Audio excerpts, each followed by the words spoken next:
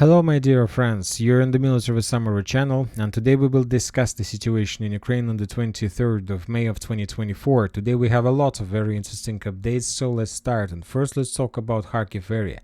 According to information we have, the Russians launched massive missile strike all over the entire Kharkiv, trying to destroy and to deal as much as possible damage to Ukrainian, let's say, logistic infrastructure. We have reports from the Ukrainian sources, some videos where we can see the casualties and where we can see the results of Russian strikes. Most likely the Russians were attacking the Ukrainian concentration of forces, and when Ukrainians were trying to redeploy their forces from the rest of Ukraine in direction of Liptsi and to Vovchansk. When talking about Liptsi, once again, another day without any reports, without any geolocations or videos that can give us at least some information about the situation in current village. The only thing we have for today is the report of the Ministry of Defense, which is very interesting. Because when talking about reports about the Ministry of Defense during the previous period of, let's say, Kharkiv offensive operation, the Russians were saying that they managed to improve their positions to capture additional 200 or 100 meters, and then always in the last part of the report the Russians were adding that also the Russians managed to repel attacks, let's say counter-attacks of the armed forces of Ukraine in the vicinity of this or that village. And when talking about the previous, let's say, reports, previous 4 or 5 days, the Russians mainly were talking that they managed to repel attacks in the vicinity of Kupiansk and in the vicinity of Vovchansk. And today, for the first time, probably since the beginning of the Kharkiv offensive operation, the Ministry of Defense of Russian Federation reported that the Russians managed to repel few counter-attacks of the armed forces of Ukraine in the vicinity of the village by the name of Gluboka. So I'm not telling anything, saying anything, but most likely the Ukrainians managed to concentrate significant number of forces, and now the Ukrainians are starting counter-attacks at least along these lines. And now the Russians are in complete defense state in the village by the name of Gluboka, trying to repel every single Ukrainian attack that is coming on this direction. So if to summarize everything, I can't tell, I can't give you some evidence or something like this, but according to my feeling and my understanding of the situation, I see that currently the Russians are in complete defense state. The Russians are no longer available to continue offensive operation on Liptsi direction due to significant concentration of Ukrainians on this area. So the only thing the Russians are trying to do is to repel as many as possible attacks and to destroy as many as possible Ukrainian soldiers. The Ukrainians suffer significant losses today. According to the Ministry of Defense, another few hundred soldiers lost their lives, and of course if the Russians continue the same way, maybe in a week after the Ukrainians lose let's say a few thousands of soldiers, they will be able to, let's say, renew offensive attempts once again. But for now the Russians are just repelling attacks. Now let's move further to the west in direction of Vovchansk. We have lots of updates, and probably the most interesting is that Ukrainians managed to restore the bridge, the dam on the, let's say, along Siversk River. So I'll remind you that during the months, the beginning of the months, right on the 11th of May, more precisely, let's say the Russian sources published the video how they destroyed the bridge as a result of missile strikes. So this is the dam, this is not the bridge, and as you can see, as a result, the dam was damaged and most likely destroyed. Also, we have another, let's say, another video from the area, also that was published on the 11th of May. This is the dam, and if you take a look, these satellite pictures show the difference between before strike and after the strike, and we see that a small hole appears right in the center of the bridge. And today, the fresh satellite pictures show us that Ukrainians managed to restore the dam completely. So just for 11 days, the Ukrainians managed to do this. Obviously, the Russians either are going to destroy the dam once again because they need to control the Ukrainian logistic, or maybe the Ukrainians manage to secure the air with air defense. So anyway, we're going to see this sooner or later. Now let's move to Vovchansk. We have lots of very interesting details and updates, and mainly we got a lot of geolocations, but mainly geolocations confirming the line of combat contact. The Ukrainians still control the citadel, that the high-rise building area in the central part that the Russians are storming currently right now. The Russians are bombing this territory with FAP, with ODABs, with tall flamethrower systems, with infantry, but yet they haven't managed to break through this defense belt. The Ukrainians control the territory, and for now they're not going to give up. Furthermore, we got another additional video of the common situation, common view of the areas. You can see most of the buildings were destroyed where the Russians were moving, where the heavy clashes were taking place. In the top left corner we can see the citadel block, as you can see, more or less correct, without let's say significant damage. There are still lots lots of places where the Ukrainians can hold a defense, and this is exactly what the Ukrainians are doing right now. Furthermore, we have additional geolocations from the eastern flank confirming also the Ukrainian presence there. For example, the Ukrainian sources published the video how their soldiers were repelling another Russian wave of attack on this direction, which confirms the Ukrainian presence there. So based on geolocations, now we see more or less, let's say, line of combat contact, the territories that are under Russian control, the territories that are under Ukrainian control. But the Russians are pushing, and today we got another batch of the videos of ODAB1500 strikes on the southern part of Vovchansk. This is the first strike. Probably this is the same video we saw a few days ago. Now this is the same video but from another angle, but we saw that it was a very heavy and very powerful explosion. Another ODAB1500 was used by the Russians in the south of Vovchansk also during the previous 24-48 hours. The Russians destroyed the concentration of forces or the warehouse of armored forces of Ukraine.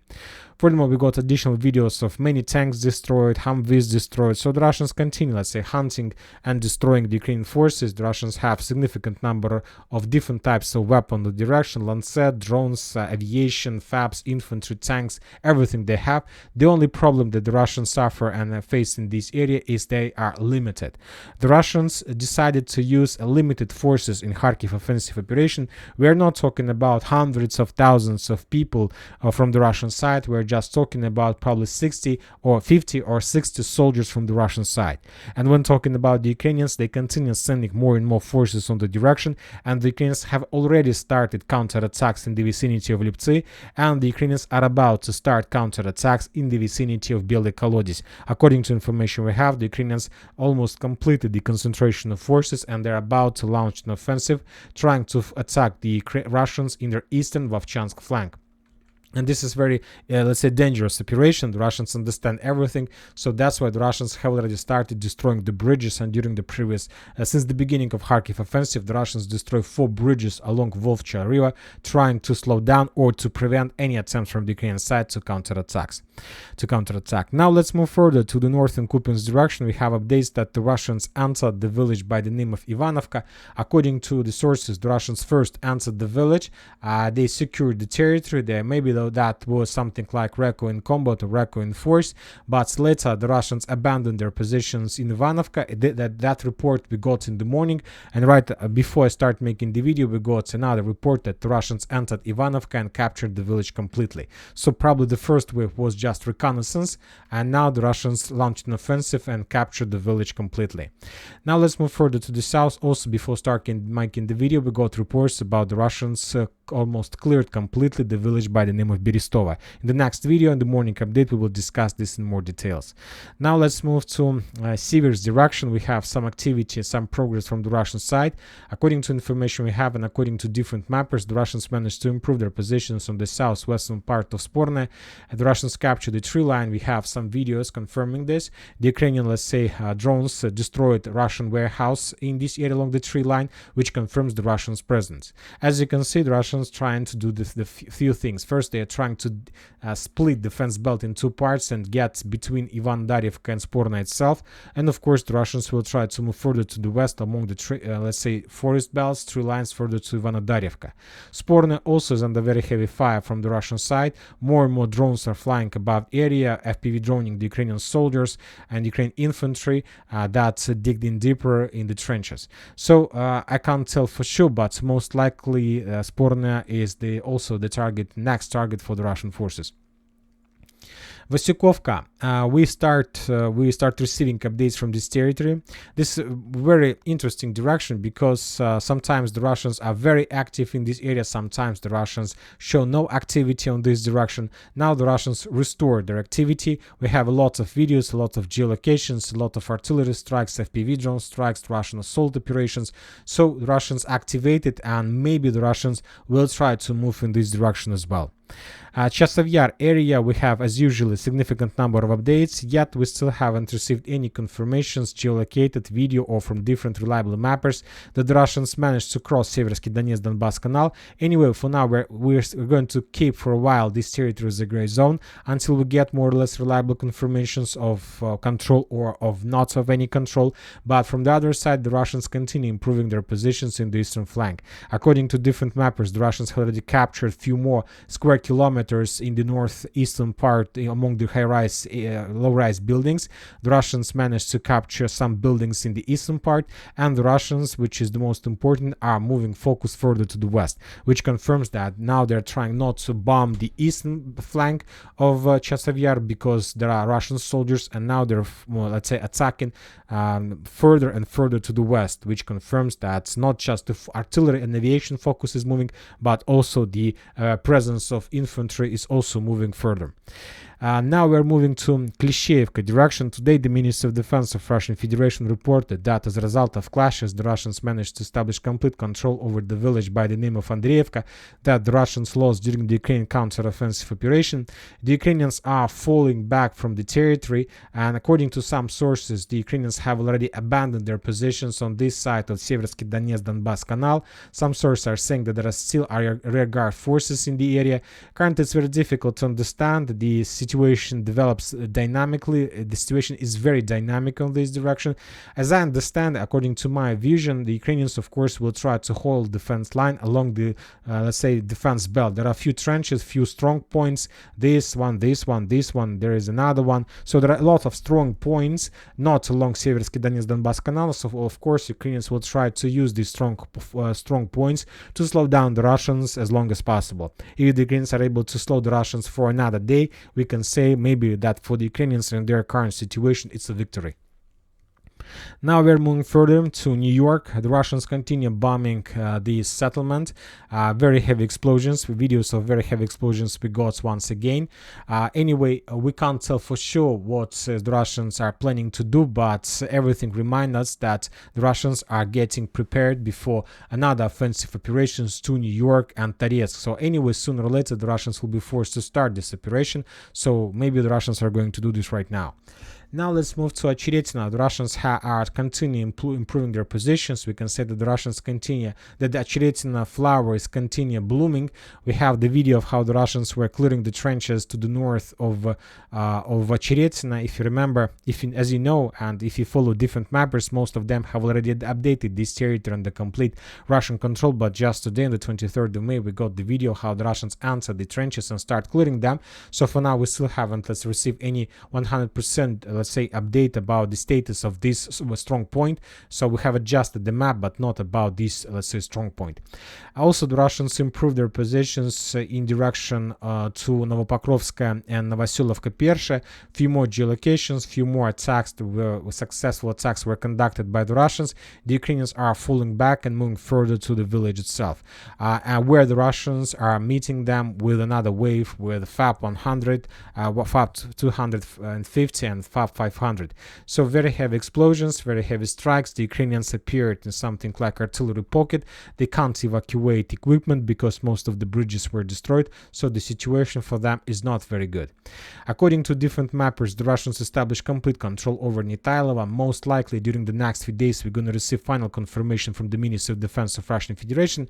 Most likely Nitailova was already captured by the Russians, but the Russians are trying to stretch all these updates, let's say, not to announce about capturing of 2 or more towns in one day. They try to stretch, so to make a feeling, to make the situation that every single day another town is being captured by the Russians. So for them, from, let's say, some marketing perspective, it's much more better than to announce in one day that the Russians captured 30 villages. It doesn't work like very good.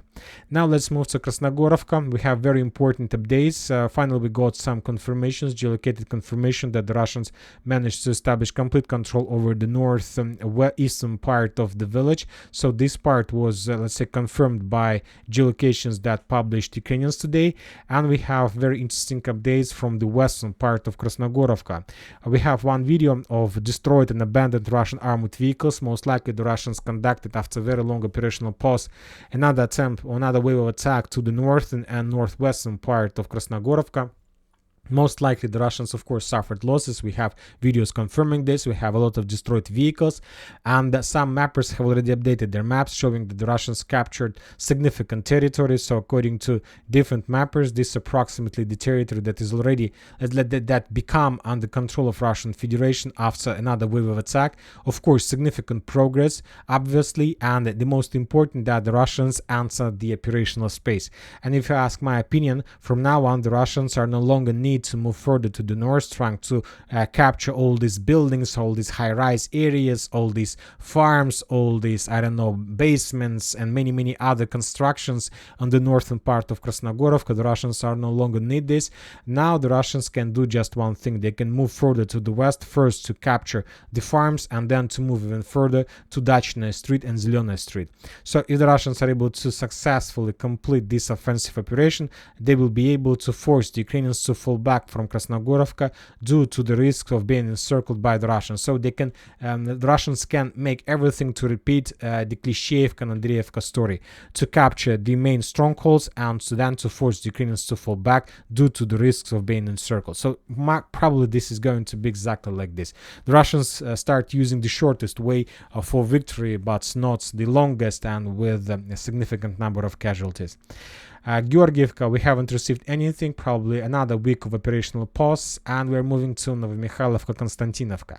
We got lots of updates, and most of them were published by the forces of 79th Brigade in their official, let's say, Telegram channel, and according to 79th Brigade, the Russians captured more than 50% of Paraskovyevka, so this is approximately the progress of the Russian armed forces on this direction. The Ukrainian positions are located just in the most western part. The Ukrainians are holding defense there.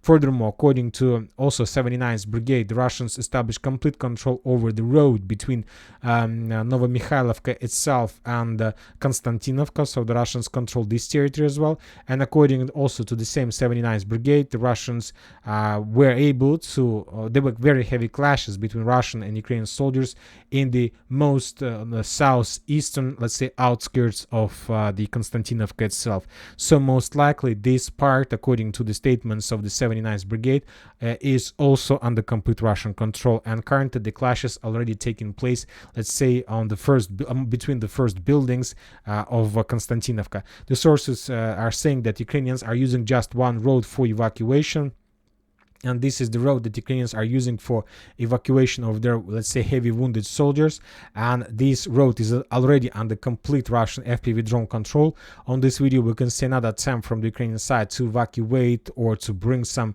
I'll say armor or munition inside of Konstantinovka, but this vehicle was destroyed, damaged and destroyed by the Russian FPV drone. If we increase the numbers of days since the beginning of May, you're going to see significant concentration of Russian fire exactly in this part. Lots of 1, 2, 3, and further to the west, another one, another. So the Russians control the main supply road, trying to reduce the Ukrainian possibilities with supply, support, and evacuation of wounded soldiers, which of course is, let's say, moving the entire situation to complete collapse of defense of Konstantinovka, and also very fast. Ugledar, no changes on the ground. Very interesting updates are coming from Staromaiorske and Ocheretyne. The Russians continue offensive operation. As you can see, we have adjusted the map. The Russian sources published the video of another Russian attempt to attack using motorcycles. Significant number of moto stormtroopers were storming and were attacking Staromaiorske, let's say entering almost the most northern part of the village.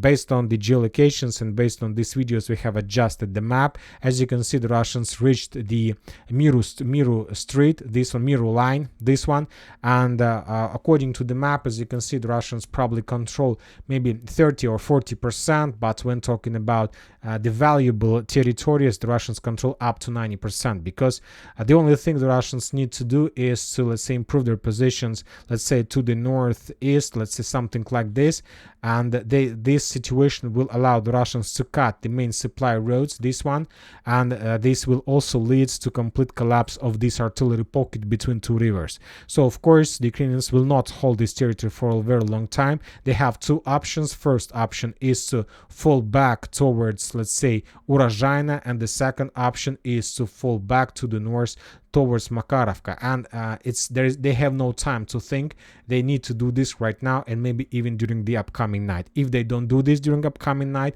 they will be encircled and they will appear in a cauldron. There are not so many Ukrainians, not like thousands, but obviously few hundreds can appear into cauldron. The Russians from the other side continue bombing Ocheretyne. I believe that the Russians stopped at Ocheretyne with one purpose. They understand that they can't break through and to cut the let's say Staromaiorske cauldron, but they're not doing this because they don't want to scare the Ukrainians and they want them to stay there as long as possible. They want them to stay there as long as possible until the Russians cut the main supply road. As soon as they cut, the Russians most likely will launch a very fast and expected attack from the south, and by this attack the Russians will try to, let's say, capture this territory, and then the Ukrainians, let's say, will appear in something like a cauldron, and then they're going to be completely different story. Now we're moving further to the west in direction of Robotyne. The Russians continue also improving their positions in the vicinity of Robotyne village itself and among fields. According to some mappers, the Russians managed to improve their positions and they captured additional strongholds and trenches in the fields. These two trenches, this rich network of fortifications was captured by the Russians. And also, as you can see, the Russians were pretty focused in the fields to the east and northeast of Robotyne. Significant number of FPV drone strikes on Ukrainian forces who were moving from one side to another, who was evacuating or coming to the positions. And this is very important because to understand what is happening in the fields, we need to increase the numbers of this since the beginning of months. And we see significant Russian focus in the area, hundreds of FPV drone strikes and artillery strikes among the fields. The Ukrainians suffered significant losses in the area. The Ukrainians had less losses when they had positions inside of Robotyne, but when they were forced to fall back and now their positions among just fields without any constructions, it leads to significant losses from their side. Most likely the Ukrainians will be forced to fall back from the area, otherwise they will have maybe even thousands of losses just in months of clashes for this useless, completely useless, let's say, artillery pocket. Now let's move to other important updates. So we have very interesting information from Russia. Russia continue military purges. Additionally, few more generals, very high-ranked generals, officers were captured and arrested by Russia based on the corruption things. And there was a very, let's say, important persons in the Ministry of Defense. Furthermore, one Russian general also was captured. The general, the commander of 20th Army, he was captured, and the sources are saying that he was captured because he was like a butcher. He was responsible for many failures on the line of combat contact. There were few battles that he lost personally, but he was trying to win those battles without counting losses from the Russian side. And according to sources, he was exactly removed, dismissed from his position because of like heavy losses on the ground, while he was sending just wave by wave, like making like mid-storms or something like this. We have additional updates from Kiev. Ukraine courts began to release prisoners and send them who agreed to participate in clashes in a special military operation. Almost every single day we see that the electricity blackout, another blackout in Ukraine. Furthermore, we have report that the United States of America canceled any restrictions for Ukraine to attack the territory of Russian Federation. As I understand, the previous attacks on the Russian oil refineries were just a test, and now and probably those attacks on the Russian energy facilities and tests and oil refineries brought significant benefits and dividends for the United States of America. So that's why they decided to continue the situation, trying to destroy and basically to collapse the Russian export, which will also lead to collapse of income, let's say currency income in direction of Russia. So everything is very difficult, and we'll see what is going to be next. And that's it for today. Military Summary channel reminds we condemn any violence in the world. Thank you for watching. Subscribe to my channel, put your likes, join my Patreon, and have a good day. Bye bye.